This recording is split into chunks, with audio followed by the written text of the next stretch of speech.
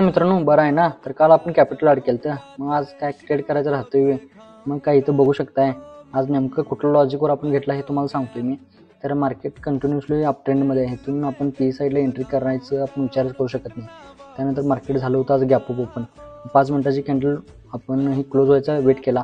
त्यानंतर लगेच आपण 21,900चा जो प्रीमियम आहे त्यामध्ये आपण 1 मिनिटाच्या टाईम फ्रेमवर आपण शिफ्ट झालो, कारण आपल्याला करायची होती स्कॅल्पिंग, कारण कॅपिटल मोठं होतं आपलं. तर एक्झॅक्ट आपली एंट्री इथे झाली, जी हॅमर कॅन्डल झाल्या.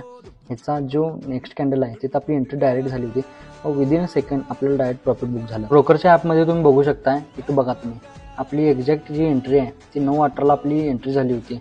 तर 20 लॉटनं आपण एंट्री केली होती व आपण 9:20ला डायरेक्ट एक्झिट झालेलो आहे 20 लॉटला. तर एंट्री पॉईंट आपण तुम्ही बघू शकता 9:25ची एंट्री होती. तर फक्त आपण एकच पॉईंट कॅप्चर केलेला आहे, पण प्रॉफिट तुम्ही बघू शकता 1,050 रुपयांचा आपण प्रॉफिट. म्हणजे तुम्ही कॅपिटलच्या जर पर्सेंटेज वाईज बघायला गेला तर 12 ते 15% आपलं हे रिटर्न आहे.